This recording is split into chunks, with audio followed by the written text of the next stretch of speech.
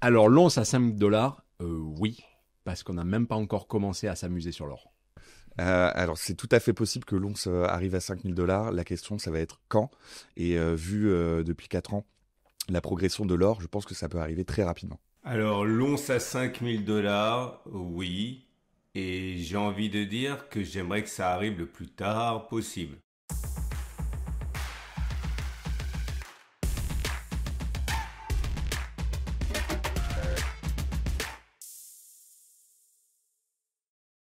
Bienvenue dans cette émission de rentrée. Il ne fallait pas traîner sur son transat cet été. En effet, depuis le 24 août, on assiste à une envolée des cours de l'or, mais aussi de l'argent. Sommes-nous dans une bulle de l'or ? Pourquoi cette hausse qui semble sans fin ? L'once à 5 000 $ en 2026, est-ce vraiment possible ? Nous allons tenter dans cette Hors des Pros numéro 9 de répondre à toutes ces questions. Autour de moi, Jean-François Faure, fondateur et PDG du groupe Aucoffre, Anthony Busco, responsable commercial d'Aucoffre, et à distance depuis l'Australie, et merci à lui d'être là alors qu'il y a un gros décalage horaire, Tradosor, notre partenaire spécialisé dans l'analyse technique des cours des métaux précieux. Bonjour à tous les trois. Bonjour. Bonjour. Petite précision importante, dans ces temps d'hyper-réactivité du cours de l'or, nous enregistrons cette vidéo, nous sommes le 11 septembre 2025, il est 11 heures, donc les cours dont nous parlerons sont à voir autour de cette heure-là, peu ou prou, mais en tout cas, si vous le regardez dans quelques jours, peut-être que le cours aura changé. Alors, j'aimerais déjà une courte réaction de votre part à tous les trois. Que pensez-vous de cette première quinzaine de septembre 2025 pour le cours de l'or, Jean-François ? Alors moi, cette première quinzaine, elle ne m'a finalement pas trop étonné sur finalement la réaction de l'or dans un contexte qui est celui qui a pu se dérouler, c'est-à-dire des annonces de baisse de taux, des conflits, des tensions qui restent toujours très élevés, qui faisaient que finalement depuis des mois le cours de l'or était flat, mais à un niveau super élevé. Ça n'était pas produit après une consolidation ou quoi que ce soit. C'était vraiment, il est resté tanké à un niveau élevé et on attend ce qui se passe. Et ce qui se passe, c'est la moindre annonce. La moindre annonce, c'est une potentielle baisse des taux. Et là, c'est suffisant pour passer un niveau au-dessus. Sauf que le niveau au-dessus, c'était déjà un record. Donc, boum, vous passez le record. Le plafond de verre se casse. Et à ce moment-là, on rentre de nouveau dans une zone potentiellement très agitée, parce que quand on sait qu'on est au-dessus d'un cours de l'or, tout est possible. Et la moindre nouvelle annonce peut à ce moment-là produire des effets très importants, très amplifiants, et la raison pour laquelle on se pose la question sur une éventuelle bulle.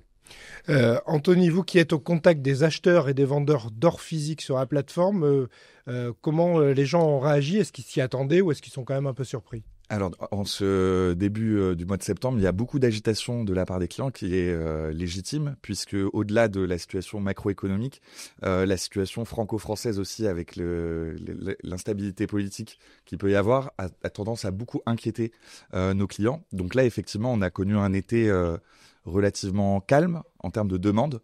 Et là, depuis début septembre, ça s'affole. On va en parler peut-être plus longuement, mais beaucoup d'activités. Alors, de votre côté, Tradosor, on sait que vous aimez pas beaucoup les montées sans fin, que vous aimez bien quand ça corrige. Qu'est-ce que vous pensez de cette première quinzaine de septembre ? Eh bien, en fait, moi, je l'aime bien parce que, comme ça a été dit précédemment, il y a eu, il y a eu 4 mois, 3, 4 mois de latéralisation, comme on dit chez nous, hein. Et en ce sens, la hausse verticale funiculaire que je n'aime pas, elle n'a pas eu lieu, et elle a eu lieu avant. Elle pourrait avoir lieu maintenant éventuellement, mais en tout cas, quoi qu'il se passe, le mouvement sera sain parce qu'il a pris le temps de se construire. J'aime bien, et déjà une petite parenthèse d'analyse technique, il faut bien comprendre quand ça monte comme ça, qu'il vaut toujours mieux monter par palier. C'est un petit peu comme quand on monte un arbre, ok.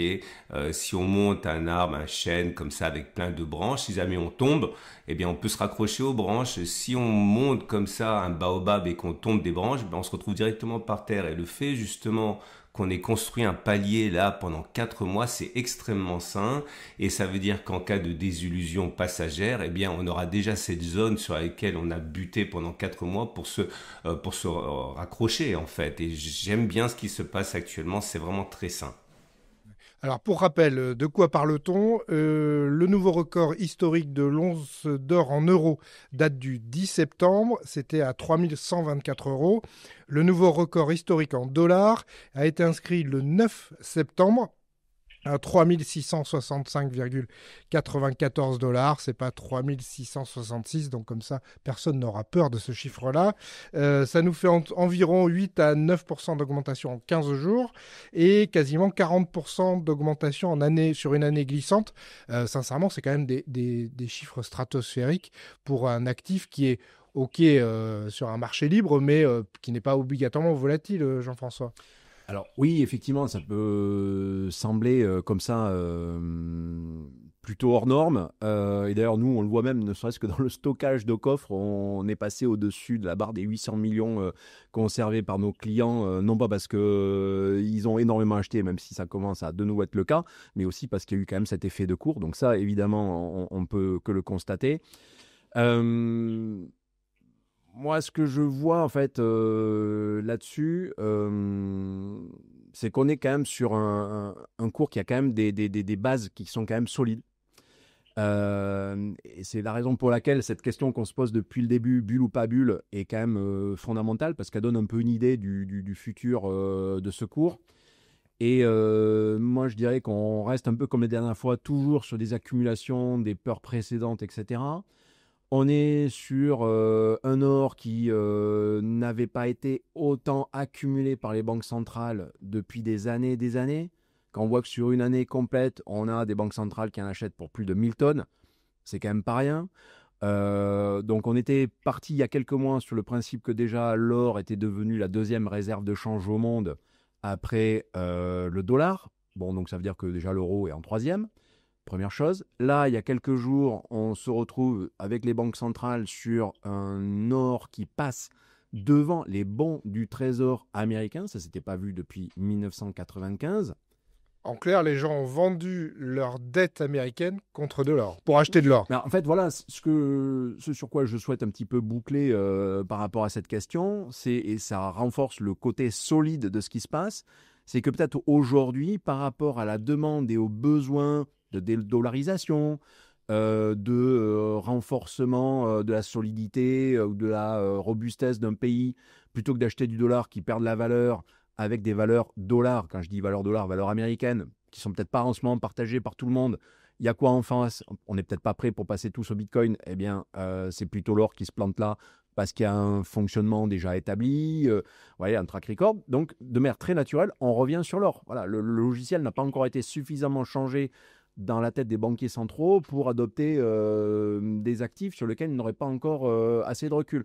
Donc l'or reprend une place qui est tout à fait naturelle, qui est un peu une place qu'il a commencé à occuper en 1971, donc c'était pas tout à fait hier, alors il est passé par plein de phases, et là on est à fond là-dedans, donc de manière plutôt très solide, déjà très consolidé par le passé et qui aujourd'hui donne son plein potentiel parce que c'est lui qui apporte la seule réponse dont les banques centrales ont besoin aujourd'hui. Tradosaur, pour vous, les raisons de cette hausse, c'est quoi? C'est uniquement monétaire et lié au dollar et au taux d'intérêt ou il y a d'autres choses? Il y a... En fait, c'est un incroyable alignement de planètes. Tout ce dont on pouvait rêver pour que l'or augmente, eh bien, est là. Alors, je vais paraphraser, je vais répéter ce qui a été dit précédemment, mais effectivement, il y a le fait que les banques centrales veulent se dédollariser. Rapidement, on sait très bien la mésaventure de la banque russe qui s'est retrouvée exclue du système SWIFT. Ça a donné quand même, ça a mis la puce à l'oreille à beaucoup de banques centrales dans le monde qui se rendent compte qu'il faut absolument qu'elles puissent trouver des monnaies d'échange puissance si elle se retrouve exclue du système dollar. Et donc, il n'y a pas maintenant possibilité de tenir tête aux États-Unis sans derrière avoir accumulé eh bien, quelque chose d'autre. Et ce quelque chose d'autre, en l'occurrence ici, c'est l'or. Et c'est pour ça que effectivement les banques centrales en accumulent de plus en plus, surtout lorsqu'elles ont des velléités de vouloir contredire un petit peu l'oncle Sam. Alors ça, c'est du côté des banques centrales. Ça a été dit précédemment. On a des graphes par rapport à ça. Voilà, Jean-François a dit tout à l'heure que les banques centrales avaient beaucoup plus maintenant d'or qu'elles n'ont en contre-valeur des treasuries américains. Donc clairement, ça veut dire qu'ils ont plus d'or que de valeur en dette américaine, devant les avoirs en euros. Donc ça correspond à cette dynamique-là. Mais il y a plein d'autres choses. Il y a les tensions politiques, géopolitiques. On peut pas dire que ça se calme non plus. Il faut voir encore ce qui s'est passé cette nuit avec la Pologne, avec le Moyen-Orient. Donc tout ça, c'est un flux continu d'éléments qui s'alignent pour faire que les pays, les institutions, les entreprises et aussi les ménages achètent de l'or. Et puis un troisième élément, mais qui n'est pas le dernier, mais éventuellement on peut en reparler un petit peu plus tard, c'est que les décisions toutes neuves là, de la Banque centrale américaine de se lancer maintenant dans un cycle de baisse des taux, c'est extrêmement favorable également à l'or, historiquement, factuellement, théoriquement, bref. On reviendra sur d'autres éléments plus tard, mais tout s'aligne pour que l'or continue de monter en fait. Est-ce que finalement, Anthony, les particuliers n'ont pas un peu un réflexe de banque centrale par rapport à leur patrimoine? Est-ce qu'ils ne font pas ça aussi? Si, sans doute. Moi, je pense qu'il y a une réelle crise de la confiance avant tout. Et en 2008, ça a commencé avec une perte de confiance envers les institutions bancaires, les banques privées. Puis après, il y a eu une perte de confiance envers les banques centrales. Aujourd'hui, il n'y a plus du tout de confiance envers les politiques. Et donc forcément, à force que la confiance s'érode, et ben, la confiance qu'on a aussi dans les monnaies fiduciaires classiques a tendance à disparaître. Et c'est vraiment ça qui se retranscrit auprès de nos clients, c'est le manque total de confiance envers tout ce qui pouvait garantir leur sécurité économique et financière jusqu'à présent. Et quand on parle de saisir l'épargne, ce genre de choses, c'est vraiment des éléments qui reviennent régulièrement. On sait que l'épargne des Français, l'épargne financière, couvre 2 fois la dette de la France. Et ça, c'est vraiment très inquiétant pour les particuliers. En tout cas, on a peur de s'attaquer à leurs économies. Et à part l'or, qu'est-ce qui reste finalement pour protéger ces économies? Il y a le Bitcoin, mais qui reste encore volatile parce que l'historique est quand même assez jeune. L'immobilier est archi-taxé avec des soucis de gestion. Donc, à part l'or, qu'est-ce qui reste pour protéger son épargne? Pas grand-chose. Alors en plus, l'or permet aussi de ne plus être dans le système traditionnel bancaire dans l'absolu. Oui, c'est ça. C'est la logique de décentralisation et de ne pas avoir quelqu'un qui puisse contrôler l'or comme des banquiers centraux pourraient le faire. Donc c'est aussi cette quête de liberté, je pense, qui attire de plus en plus de personnes. Et pendant longtemps, l'or a été un actif de personnes, on va dire, un peu âgées. Et là, on constate qu'il y a de plus en plus de jeunes qui reviennent aussi sur l'or, notamment via Veracash, qui permet d'investir dans l'or de manière très simple, sans forcément avoir besoin de réfléchir au type de pièces à acheter. Et donc, ouais, l'or revient sur le devant de la scène. Jean-François, est-ce que on n'est pas en train de vivre, j'allais dire, l'épiphanie de ce que vous aviez prévu quand vous avez imaginé au coffre? Ouais, alors... Moi, je sais pas si c'est nécessairement l'épiphanie, parce que de base, quand j'ai lancé au coffre, c'était vraiment pouvoir acheter de l'or dans une logique de robustesse patrimoniale, en espérant ne pas avoir à l'utiliser. Sauf qu'aujourd'hui, les cours sont là pour nous le montrer, c'est que quelque part, on est à 2 doigts de devoir l'utiliser, parce qu'il y a quand même, à Houston, un problème. Donc voilà, je suis un peu partagé entre les deux. Oui, effectivement, bon, c'est toujours agréable de voir que les choses qu'on avait imaginées se produisent, mais malheureusement, elles se produisent parce que le contexte qui est celui-là n'est pas nécessairement le bon. Et pour reprendre ce que disait Anto, en fait, moi je dirais qu'aujourd'hui, finalement, l'or est peut-être probablement la première crypto-monnaie au monde, en fait. Sauf que c'est pas une crypto au sens digital du terme, c'est une crypto analogique. parce que son code, son smart contract, il est contenu en fait dans les propriétés physiques de l'or, qui en font aujourd'hui, en plus du fait de l'usage mondial, l'un des actifs les plus décentralisés au monde. Où tout acteur qui va en faire quelque chose est obligé, un peu comme dans l'univers crypto, de créer un layer 2 pour que ça puisse se manipuler. Donc en fait, on utilise un peu les mêmes codes, et quelque chose qui m'a fait un peu sourire, c'est de voir par exemple le président du Salvador finalement rajouter l'or au même niveau que le Bitcoin dans la logique de robustesse de son pays, et je vois qu'il avait fait d'excellents choix en rajoutant le Bitcoin. Moi je suis à fond sur ce projet, et qui rajoute l'or là. Alors là, ça rejoint complètement ma vision des choses. On verra dans quelques années si ça se produit là aussi ou pas. Mais pour moi, je crois définitivement une sorte de bimétallisme monétaire futur, où il y aurait une ou deux monnaies qui sont or et Bitcoin, et qui vont parfaitement de pair, qui ont un combat commun, c'est dézinguer les monnaies dettes. Et là, clairement, il faut commencer le boulot dès à présent, parce que c'est plus possible. On est dans un monde qui est ce qu'il est aujourd'hui, à cause des monnaies dettes telles qu'elles sont structurées. Quand je dis monnaie dette, euro, dollar pour les citer. Voilà. Alors pour ce qui est de l'usage de l'or comme réserve de valeur, on a eu aussi cet été cette information qui nous disait que l'entreprise qui gère Tether, donc le stablecoin dollar, avait décidé d'acheter de l'or, de le placer en Suisse dans des coffres un peu secrets, là aussi pour finalement faire une couverture par rapport à assurer sa couverture par rapport au dollar. Oui, en fait, on en est exactement là. C'est-à-dire, c'est des entreprises qui prônent depuis le début, effectivement, le Web3, le tout digital. Mais finalement, dès que l'on décide de rentrer dans le dur de la protection, de la couverture, étrangement, c'est l'or qui se pointe là. Et de l'or bien physique. Bon, malheureusement, je ne pourrais pas vous dire si c'est nous qui hébergeons l'or de Tether, mais en tout état de cause, le choix de choisir un pays, quel qu'il soit, pour stocker de l'or dans le dur et dans le réel, je trouve que c'est un très bon pendant du pur digital qui peut avoir aussi ses failles et ses problèmes. Juste un point sur les monnaies dettes. Les Américains ont été très malins avec le Genius Act, parce que justement, avec les stablecoins adossés au dollar, ils vont pouvoir refinancer leurs dettes très facilement, ce que les pays de l'Union européenne ne vont pas réussir à faire, vu leur politique envers les stablecoins. Et demain, il va y avoir la notation par Fitch de la dette française, et ça risque d'être négatif. On y arrive. Oui. Mm. Alors, sachant que le patron de la SEC, là j'ai vu une conférence du patron de la SEC, donc c'est l'autorité financière américaine, est devenu pro-crypto-monnaie, pro-crypto-actif de manière assez importante. Oui, mais s'il le fut en avant.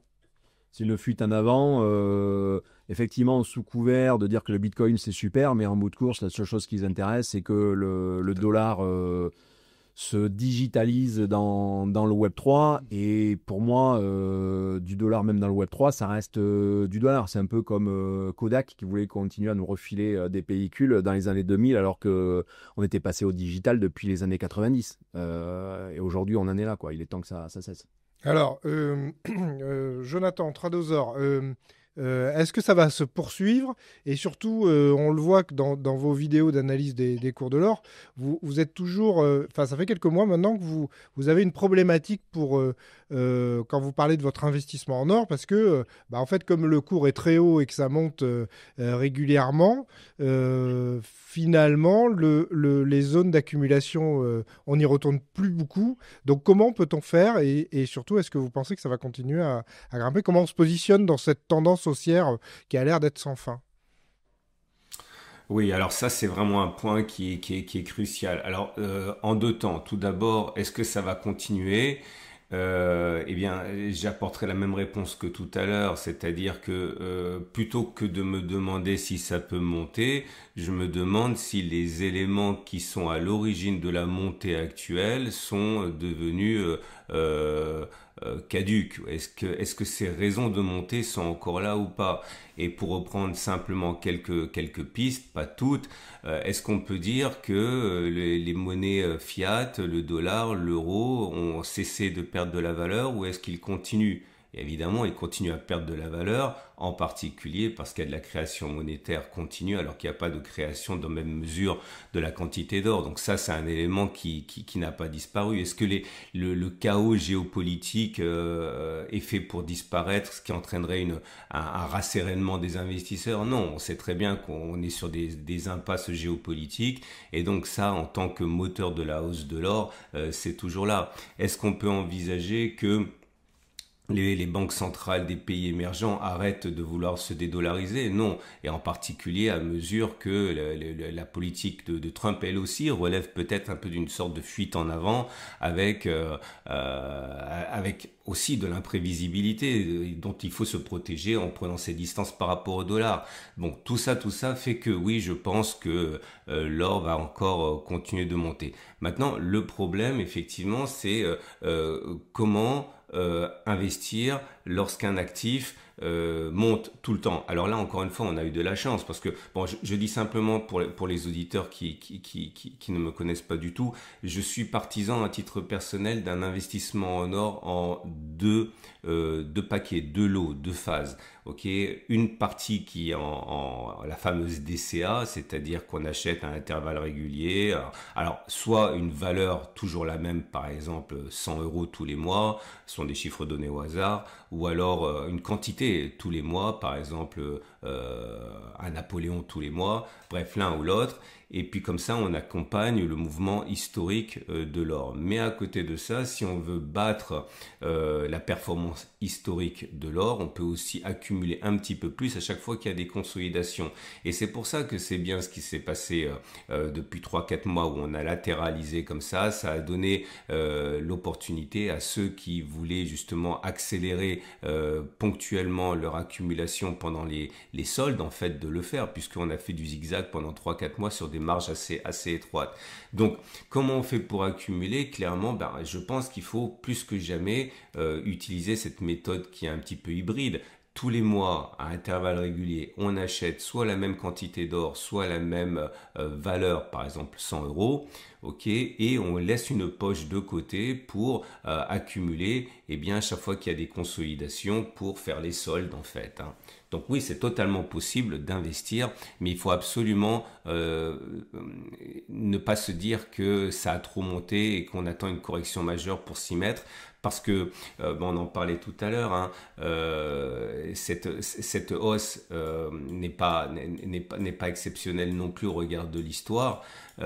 Si on rentre, et on peut reparler un petit peu de ça plus tard, si on rentre dans un schéma de stagflation, c'est-à-dire d'inflation conjuguée à de l'économie molle avec de la récession, etc., ça nous renvoie directement au schéma des années 70. Ok, et le schéma des années 70, c'est un or qui a pris en l'espace de, entre 1976 en gros et 1980, je la fais rapide, il a pris 770%.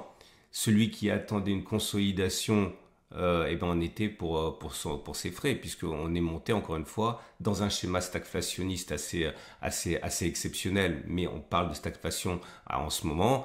770%, sans quasiment avoir de consolidation digne de ce nom, hein. On va revenir dans un instant sur cette période là des années 80 parce qu'elle est assez intéressante, puisque on était avec une once d'or à 850 $ et que c'était un très haut. Donc on va y revenir dans quelques instants. Je voudrais, Anthony, qu'on parle du court terme, c'est-à-dire que de la prochaine quinzaine de septembre, la deuxième. On a vendredi 12 septembre la note de Fitch pour la France, et puis quelques autres notes parce que c'est toutes les semaines ce mois de septembre pour la France. La décision de la Fed pour les taux d'intérêt le 16 et 17 septembre, où là on aura sans aucun doute la confirmation de la baisse des taux, mais pour l'instant ce n'est que de l'anticipation. Et début octobre, est-ce que la France aura un budget? Donc c'est peut-être plus franco-français, sauf pour la Fed, mais est-ce que ce sont des éléments qui vous laissent penser que l'or va quand même continuer à être soutenu sur son cours? Oui, forcément. Alors, il peut y avoir un retracement, on le souhaite tous d'ailleurs, mais pour rebondir sur ce que disait Trado, quand il y a des clients, et ça arrive très souvent, qui placent plusieurs centaines de milliers d'euros sur leur compte au coffre, avant d'investir, ils ont tendance à me demander est-ce que c'est le bon moment, est-ce que je devrais attendre? Et moi, ce que j'ai l'habitude de leur répondre, c'est que le risque, c'est pas d'acheter de l'or trop cher, c'est de pas avoir d'or du tout. C'est pour ça que finalement, si on investit sur du long terme, et je pense que c'est la stratégie de beaucoup d'investisseurs quand ils se positionnent sur l'or, qu'ils achètent à 100 euros le gramme, ou à 97, ou à 102, ou à 103, finalement, ça n'a pas beaucoup d'importance. Et si on regarde le passé, justement, quelqu'un qui, pendant le Covid, considérait que le cours était trop haut et que ça valait pas le coup d'en acheter parce que ça allait finir par corriger, finalement, il s'est trompé. Et quelqu'un qui attendait de timer le bon moment sur le marché pour rentrer, il a potentiellement perdu du temps, voire même perdu de l'argent quand le cours montait. Donc je rejoins Trado sur la partie DCA, c'est ce qu'on permet d'ailleurs à nos clients de faire sur au coffre avec le LSP, donc le fait de pouvoir investir tous les mois pour éviter de payer les frais de garde.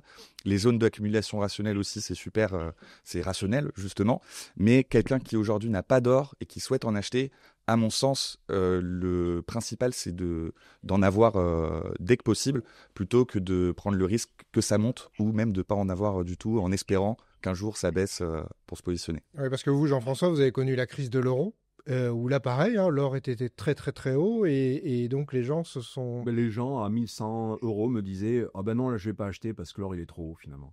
Ça c'était 1100 euros. Et en fait, la question que Trado posait tout à l'heure, c'est finalement comment investir face à un actif qui prend de la valeur. Moi, comme je suis dans le monde où en fait l'or il a toujours la même valeur dans ma tête, donc il est plat, en fait c'est comment investir dans un monde où on a un actif qui perd de la valeur. Et l'actif dont on parle, c'est justement les fameuses monnaies dont je parlais tout à l'heure, que ce soit l'euro ou le dollar.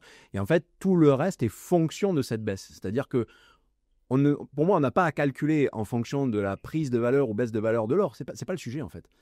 C'est comment on calcule par rapport à la baisse de valeur de nos monnaies. Et c'est pour moi le seul prisme à avoir, en fait. Alors, Jean-François, je voudrais que vous reveniez sur cette histoire d'or et plat, parce que c'est quand même contre-intuitif quand on regarde une courbe du cours de l'or, d'entendre quelqu'un qui est professionnel de l'or qui vous dit le prix, la valeur de l'or est plate. Est-ce que vous pouvez continuer à bien nous réexpliquer cette histoire ? Eh bien, moi, je considère que le cours de l'or, il est plat tant qu'on reste dans des progressions qui sont absolument naturelles par rapport au monde ambiant. Comme justement l'or n'est globalement manipulé par personne, enfin aujourd'hui, c'était pas le cas il y a un peu plus d'une dizaine d'années, mais aujourd'hui on peut considérer qu'il n'est plus manipulé parce que les volumes et les valeurs sont trop importantes. Qui que ce soit qui le manipulerait pourrait se griller, mais ça pourrait faire couler un pays, alors à plus forte raison une banque. Donc plus personne ne s'y frotte. Pourquoi je veux dire qu'il est plat ? Parce que, comment dire ? Sa valeur, aujourd'hui, l'équilibre entre des forces qui ne sont pas nécessairement que des forces de marché, qui ne sont pas nécessairement que des forces commerciales. Quand je dis commerciales, l'exemple que je prends habituellement, le bijoutier, le mineur, machin, etc., ce n'est pas que des banques, en fait, c'est globalement tout le monde. Et donc l'or, aujourd'hui, est un équilibre que je qualifie toujours de magique entre tous ces besoins. Et c'est ce qui a ancré finalement pour moi cette volatilité minimale, c'est ce que j'appelle cette fameuse platitude. Si on enlève justement la valeur si on ne le comptabilise pas dans nos monnaies, c'est-à-dire que si on prend la valeur de l'or dans autre chose que nos monnaies, globalement ça change relativement peu. Un vélo, une voiture, une maison. De l'usage courant, une vache, voilà, de la consommation, ce que vous voulez. Globalement, on n'est pas trop mal. Et de toute façon, cette fameuse consommation, on voit, elle, qu'à contrario, elle a pris, elle, peut-être en valeur en euros, en dollars, parce que là, on a eu de l'inflation. Et d'ailleurs, aujourd'hui, quand je parle d'inflation, et on pourra en reparler après si on fait une comparaison avec les années 70-80, c'est qu'aujourd'hui, on est quand même sur des modèles de taux d'intérêt qui sont finalement de taux réels, qui sont soit nuls, soit même peut-être négatifs. Donc on est sur ce genre de situation. Se fixer sur l'or et ses potentielles hausses ou baisses, pour moi, c'est pas regarder du bon côté, parce que on ne traduit pas la bonne chose. Aujourd'hui, l'or est dans une forme d'équilibre. Donc peut-être que d'ailleurs en disant qu'il est dans une forme d'équilibre, je suis en train de répondre au sujet de ce webinaire. Mais pour moi, c'est exactement ce que je considère, et je ne vois aucun élément à l'instant où on se parle qui pourrait nous laisser dire qu'on est dans autre chose qu'une approche, une réaction naturelle de l'or aux événements. Alors on sait qu'il y a des choses qui pourraient évidemment le faire consolider fortement, voire très fortement. Mais est-ce que l'Ukraine, ça se calme? Bah non, puisque maintenant, on a quasiment envie d'envahir la Pologne. Donc bon, là, bim, allez hop, ils rajoutent un coin dans le game pour en rajouter une couche. Les Chinois, bah, eux, ils font juste des petits passages avec leurs missiles sur la place Tiananmen. Donc, globalement, ils nous laissent comprendre que Taïwan, s'ils appuient sur un bouton, ben, c'est demain, ou en tout cas quand on est prêt à recevoir des bombes. Bon, tout ça, ça rassure pas hein, sur l'avenir du monde occidental. Ouais. Ça, vous l'entendez beaucoup auprès de vos clients, c'est ce risque et cette peur ou cette instabilité du monde? Ah bah, évidemment, oui, quotidiennement, effectivement, même au Moyen-Orient, la géopolitique a beaucoup d'impact sur les décisions que peuvent prendre nos clients. Mais ce qui ressort le plus, c'est vraiment la crainte qu'il peut y avoir envers leur épargne et la potentielle spoliation qui pourrait survenir par rapport à leur épargne. Et quand on a de l'or, on est en sécurité vis-à-vis de ça. Et d'autant plus quand on a de l'or stocké en Suisse, en dehors de l'Union européenne, c'est encore plus rassurant. Mais oui, c'est vraiment ce qui ressort. C'est vraiment la crise de la dette hein, pour le particulier qui les inquiète. La dette, effectivement, et leur épargne. Parce que les Français ont l'habitude de beaucoup épargner. C'est le pays européen, peut-être même au monde, qui épargne le plus. Et c'est un réflexe d'ailleurs quand il y a de l'instabilité, que ce soit géopolitique, économique ou même politique au sein même du pays, de baisser sa consommation et de mettre de côté. Et donc ça, forcément, c'est aussi ce qui garantit une certaine crédibilité à la France sur les marchés, notamment pour financer sa dette, parce que en face, il y a de l'épargne.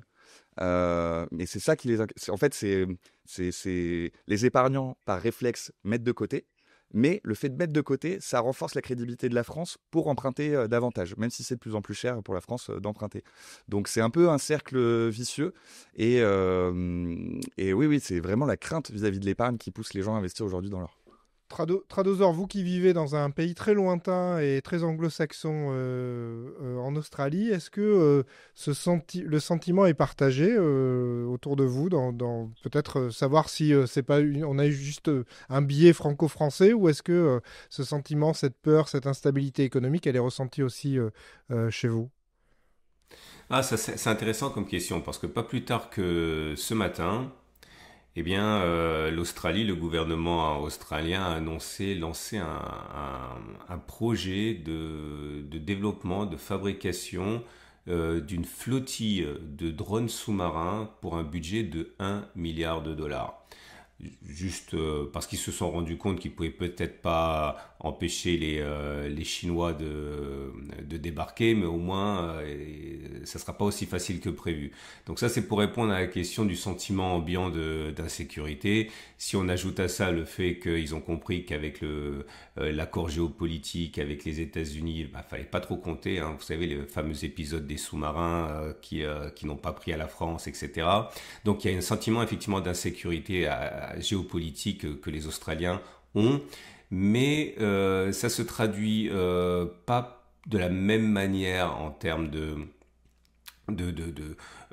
d'épargne croissante. Alors déjà j'imagine c'est parce qu'ils en ont plein de l'or déjà dans leur sous-sol hein. Les Australiens, tout le monde sait très bien que l'Australie est très riche en or, mais il est vrai à côté de ça que les productions et les ventes d'or c'est l'équivalent de la monnaie de Paris, mais ici en Australie c'est le mint de Perth, eh bien il y a une explosion des ventes d'or de l'Institut d'émission d'or de Perth, mais il faut dire que c'est beaucoup exporté, ça finit pas forcément dans les coffres des Australiens.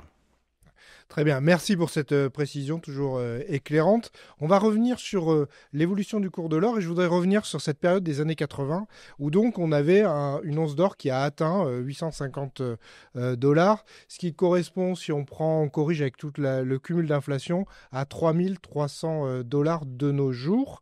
Donc finalement, ce record absolu a été battu il n'y a pas si longtemps que ça. Est-ce que c'était la même situation? On sait que non, notamment en termes d'inflation. Alors justement, pour moi la situation est différente si on prend strictement le record d'un peu plus de 800 dollars dans les début des années 80, janvier 80. Toutes les années 70, par contre, étaient globalement sur un modèle un peu similaire à ce que l'on connaît aujourd'hui. Donc toutes les années 70, voulant dire d'abord une position de l'or par rapport à une monnaie dont il venait de se détacher, qui était le dollar. Donc à ce moment-là, je reste toujours sur mon fameux hors plat, le dollar perd de la valeur et ça se traduit par une valeur de l'or qui augmente et qui augmente de manière assez naturelle. Parce qu'en parallèle, on avait des États-Unis qui ne cessaient d'accumuler déjà une dette du fait des guerres du Vietnam, etc.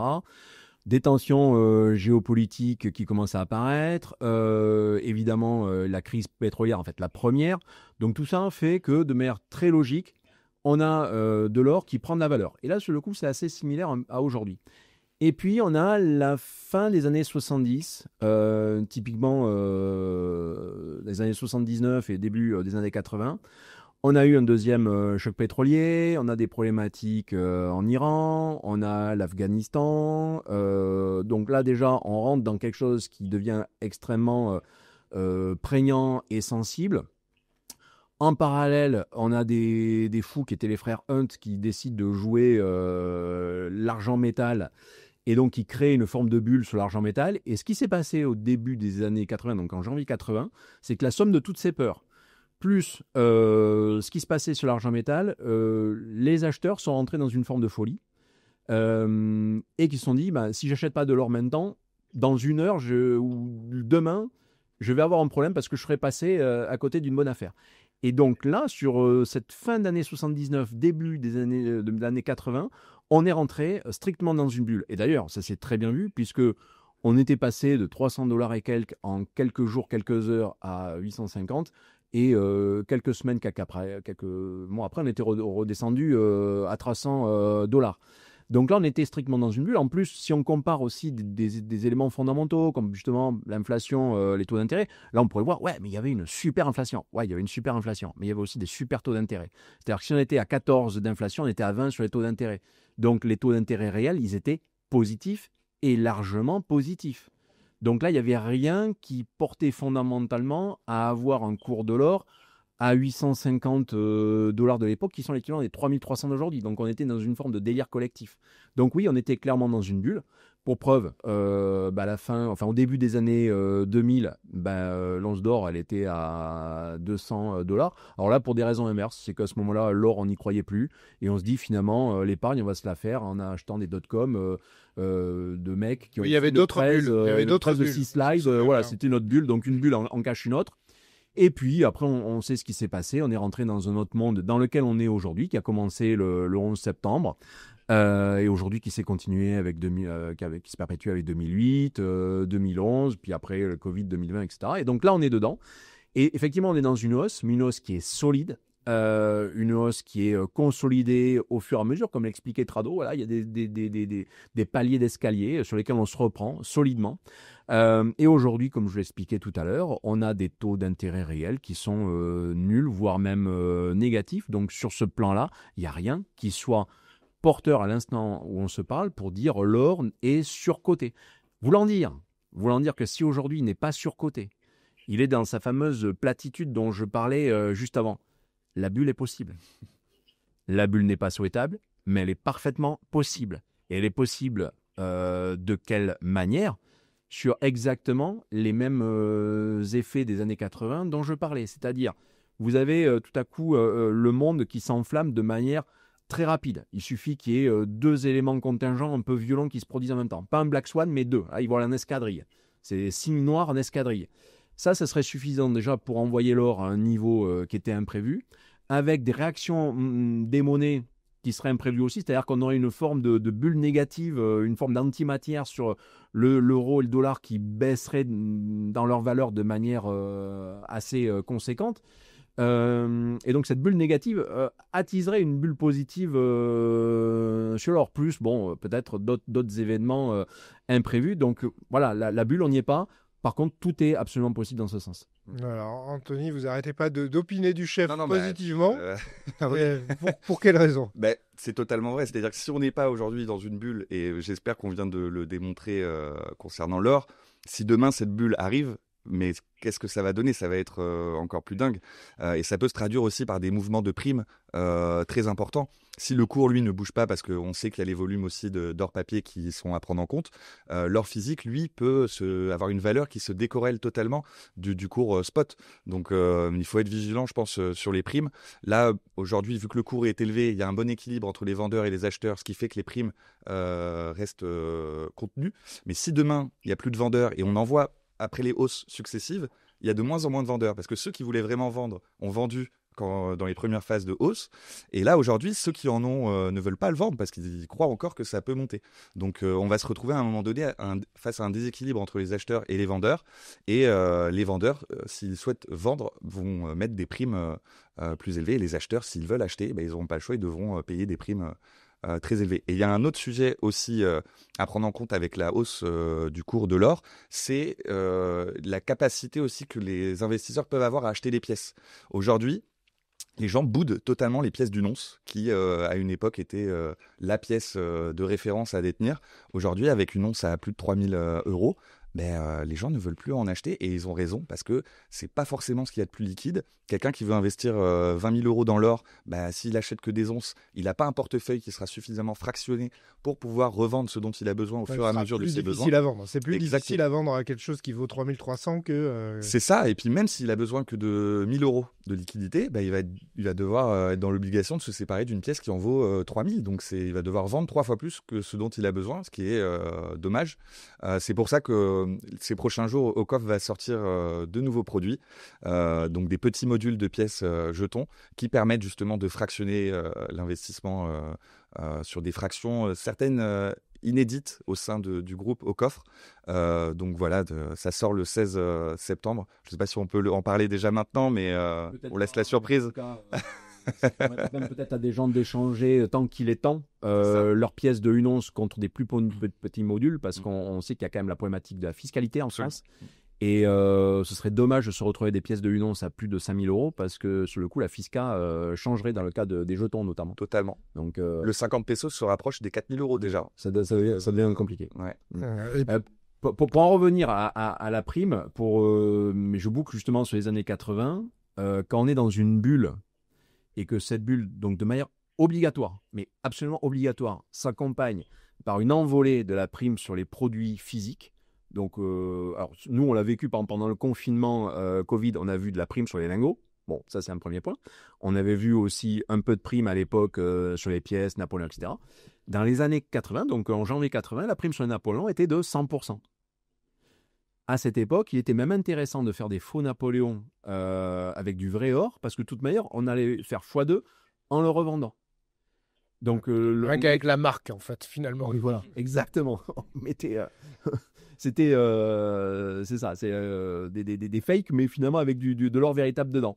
Mais donc voilà, un effet de prime, ça peut être ça. Donc il faut bien l'avoir en tête. C'est la raison pour laquelle nous, depuis le début, moi je me suis tanké sur vendre des pièces plutôt que des lingots. Et tout simplement, d'ailleurs déjà la crise de 2008 nous l'avait démontré, les pièces se portent mieux en période de crise que les lingots qui eux ne font que suivre globalement le cours de l'or, aller à 1 ou 2% près. Donc se positionner là aujourd'hui sur les pièces plutôt que sur du lingot, c'est vraiment pour moi stratégiquement la base des bases, parce que le jour où il y aura une bulle qui pourrait se présenter, peut-être qu'à ce moment-là ça pourrait être intéressant de faire partie de ceux qui sauront vendre avant que la bulle explose. Et donc une bulle prête à exploser, c'est ce que je disais récemment sur une newsletter de Veracash, surveillez les primes et donnez-vous des objectifs. Une prime peut-être déjà trop élevée, alors aujourd'hui c'est pas le cas, mais qui le deviendrait, pourrait être tout à coup un signal vendeur, non pas parce qu'on ne veut plus avoir de l'or, mais c'est parce qu'on pense qu'à un moment donné ça pourrait éclater, et il serait bon à ce moment-là de se liquider en or, peut-être pour se repositionner quelques semaines ou quelques mois après, sur peut-être de nouveau sur l'or, et peut-être entre-temps, pas nécessairement revenir sur de l'euro, puisque vous avez compris que ce n'était pas mes potes, mais peut-être revenir sur d'autres actifs qui aujourd'hui peuvent paraître volatiles, je pense notamment au Bitcoin, et peut-être qu'il arrivera un moment où il sera intéressant de transformer son or en crypto, en tout cas en Bitcoin, quitte à refaire l'opération inverse quelques mois, quelques semaines après. Mais ça, il faut peut-être l'avoir en tête. Surtout que c'est un service qu'on peut faire sans repasser par l'euro, justement, et sans repasser par le circuit bancaire. Donc, c'est ce qu'on appelle la tokenisation, le fait de transformer son or physique, qu'il soit stocké chez Ocoff ou ailleurs, ça en reste Bitcoin. Du digital, du numérique. C'est ça, exactement. Traduceur, pour boucler avec notre dernière partie, est-ce que ce qu'on a vu des annonces de l'once d'or à $5 000 quasiment en 2026, est-ce que ça serait le début d'une bulle ou pas? Et est-ce que vous pouvez nous expliquer qui est cette personne qui nous a annoncé cette potentialité de $5 000 l'once? Ouais, alors avec plaisir.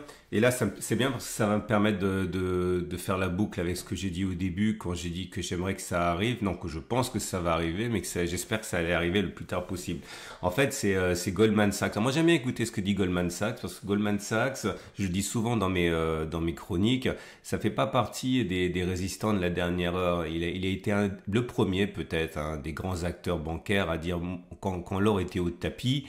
Il y a quelques années, il disait moi j'y crois et il n'a cessé de rehausser ses objectifs sur l'or bien avant les autres. Ils ont tous été ralliés et il a commencé quand l'or, je le répète, était au tapis. Et c'est Goldman Sachs, enfin, c'est la banque qui a dit voilà, notre scénario c'est le suivant.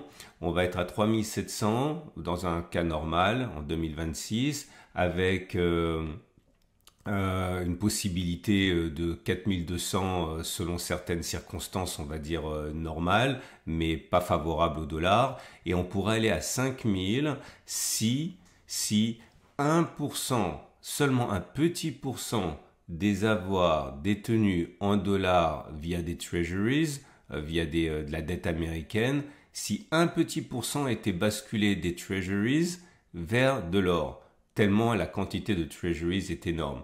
Il suffirait de ça. Alors pourquoi est-ce que c'est important? Parce que c'est exactement ce qui est en train de se passer, c'est-à-dire que beaucoup de banques centrales essayent de se dédollariser. Et si la méfiance par rapport au dollar, qui n'est pas bonne, c'est pas bon pour nous, pour personne que la monnaie phare du monde perde en crédibilité. Elle est déjà en train de le faire, mais on va dire c'est un peu rampant. S'il y a véritablement un phénomène de rejet par rapport au dollar qui s'accélère et qu'on commence à vendre, à déverser du treasury sur de l'or, et bien pour Goldman Sachs, ça fait du $5000 en 2026. Et ce qui est intéressant, c'est que Trump est en train de participer à ce phénomène. Et il le fait volontairement parce qu'on sait bien que Trump veut un dollar faible. Mais là, en discréditant avec des coups de boutoir, comme il le fait la Fed avec Powell, etc. depuis des mois, vous connaissez son sobriquet, Too Late Powell, sous-entendu l'homme qui est toujours trop tard pour baisser les taux. Eh bien, il lui met un coup de pression pas possible. Il veut d'ailleurs le remplacer, il va le remplacer. Il est en train également de faire de l'entrisme en remplaçant les membres partants sortant les gouverneurs de banques centrales américaines, pas le chef, mais en fait c'est juste en dessous, ces généraux, par des gens qui sont favorables à la politique de Trump. On a beaucoup parlé de Madame Cook notamment. Eh bien, en faisant ça, il est en train simplement de mettre à la face du monde le fait que la Fed n'est plus indépendante. Et c'est une grande différence également pour aller dans le sens de ce que disait tout à l'heure Jean-François avec les années 70. C'est que maintenant, on se retrouve dans une situation où la Fed, il y a carrément le feu à la caserne. C'est la Fed elle-même qui perd sa crédibilité et pas simplement le dollar.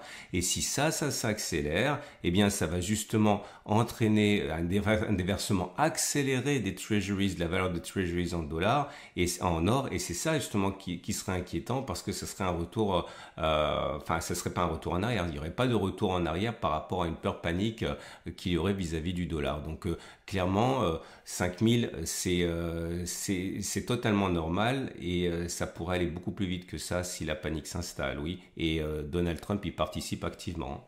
Alors, je vous pose la question à tous les deux. Jean-François, l'once d'or à $5000, est-ce que ce serait le début de la bulle ou pas? Alors, il faudrait reparler au moment où ça se produirait des fondamentaux qu'il pourrait y avoir. À l'instant où on se parle, aujourd'hui, 5000, ça pourrait être, à mon sens, un peu une bulle un peu élevée. Mais si on en reparle dans 1 an et demi ou dans 2 ans avec des fondamentaux solides qui se sont bien ancrés, des monnaies qui ont continué de perdre en valeur, des taux d'intérêt réels qui continuent d'être au tapis, ce serait absolument légitime. Donc là, c'est une question de momentum. 5000 autres dollars demain, je dirais oui, on est dans une bulle. 5000 dollars après-demain, ce sera juste une valeur normale. Anthony? Je pense que si bulle il devait y avoir, elle se traduirait plutôt par des primes très élevées et un déséquilibre entre l'offre et la demande à ce niveau-là. Maintenant, 5 000 $, moi j'y crois dans les années qui viennent, ça c'est sûr. Je pense que c'est pas une question de prix parce que même à 10 000 $, j'y crois, l'or. Et c'est surtout une question de temporalité et c'est là où je rejoins Jean-François. Si c'est demain que le cours arrive à 5 000 $, ça serait très inquiétant. Si c'est l'année prochaine ou dans 2 ans, ça me paraît tout à fait raisonnable. Alors, merci beaucoup. Avant de conclure, est-ce qu'on peut faire juste un petit tour vers l'argent? Parce que l'argent qui était un peu le mal-aimé, on se disait mais ça bouge pas, ça avance pas, ça arrive pas, c'est contenu, l'industrie bloque les prix. L'argent a enfin pris un peu son décollage ces derniers mois. Oui, alors, Anto pourra peut-être même mieux en parler par rapport à la vision qu'ont les clients sur l'argent. Moi, je reste assez ferme sur ce que je pensais concernant l'argent, que ça reste malgré tout aujourd'hui un actif qui s'est démonétisé et qui est malgré tout aujourd'hui un actif industriel. Ce qui me rassure, c'est qu'il n'est pas dans une logique de bulle aujourd'hui, lui non plus. Alors qu'on l'avait connu il y a quelques années, tout le monde s'était enflammé quand il était à 50 $ l'once, etc. Et on se dit, ce n'est que le début, vous allez voir, bientôt, il y aura un ratio de 10, machin, etc. C'est le ratio hors-argent. Ouais, En fait, voilà. il y a plein de choses autour de l'argent. Il y a pas mal de gens qui, effectivement, vous l'avez rappelé tout à l'heure, qui adorent spéculer sur l'argent. Oui, tout à fait. Mais parce que voilà, ça rappelle peut-être un ancien temps où il y avait un modèle de bimétallisme. Pour moi, le bimétallisme aujourd'hui dont il faut parler, c'est pas du tout hors argent, c'est hors Bitcoin. Voilà, il n'y en a pas d'autre. Et l'avantage, c'est que c'est un bimétallisme qui n'est pas un bimétallisme étatique. C'est un bimétallisme décentralisé, un bimétallisme presque populaire, on va dire. Voilà. Sur l'argent, on est quand même sur autre chose. Donc, il suit sa petite vie parce que quelque part, il est aussi à devoir suivre les monnaies dans lesquelles il est monnayé. Donc, basiquement, essentiellement le dollar. Donc, c'est surtout ça qui va transcrire. Mais il ne va pas transcrire, sauf par rebond vis-à-vis de l'or, il ne va pas retranscrire les tensions géopolitiques, sauf si ça devait toucher spécifiquement les pays dans lesquels il y a des mines d'argent. Donc voilà, l'argent, ok, va suivre ce qui se passe sur le dollar. Il va, par rebond, suivre ce qui se passe sur l'or, parce qu'on n'oublie pas quand même que ça reste un métal précieux.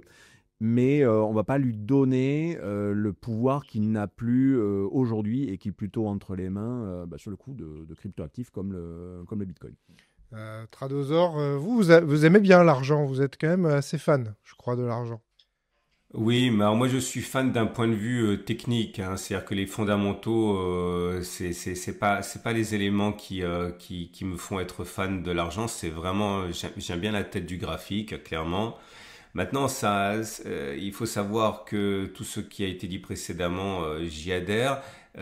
Néanmoins, il y a quelque chose qui a retenu mon attention. Ça date de fin août, début septembre. Je pense que vous en avez parlé, hein, à un moment ou un autre. C'est le fait que les États-Unis ont décidé d'ajouter le silver, l'argent métal, à la liste des minéraux critiques. C'est-à-dire que stratégique et critique, et c'était pas le cas jusqu'à présent, c'est-à-dire qu'on retrouvait des minéraux qui étaient dont on sait qu'ils ont un rôle industriel fondamental, notamment pour l'armement, pour les nouvelles technologies, pour l'intelligence artificielle, etc.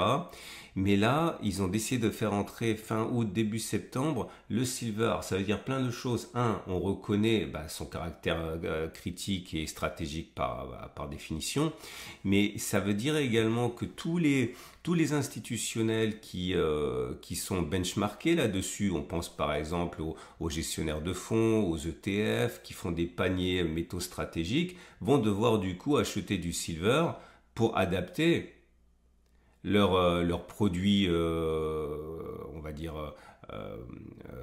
structurés, hein, à la nouvelle donne, à savoir qu'il faut avoir du silver dans ces paniers de minéraux critiques. Et ça, au-delà de tout ce qu'on peut dire, c'est encore un élément. Et puis bien sûr, il y a aussi le fait que certaines banques centrales lorgnent sur le silver comme également ils l'ont fait sur l'or pour avoir des réserves stratégiques, naturellement la Russie, mais pas seulement. Bref, là aussi, il y a une sorte d'alignement des planètes pour le silver qui fait que non seulement il bénéficie de son statut de valeur refuge, pas aussi bien que l'or, s'améliore, mais quand même un petit peu, mais également il bénéficie de ses qualités industrielles parce que la croissance n'est pas terminée, parce que l'IA c'est gourmand en argent, etc., etc. Donc ouais, tout ça plus un graphe qui est plutôt croustillant.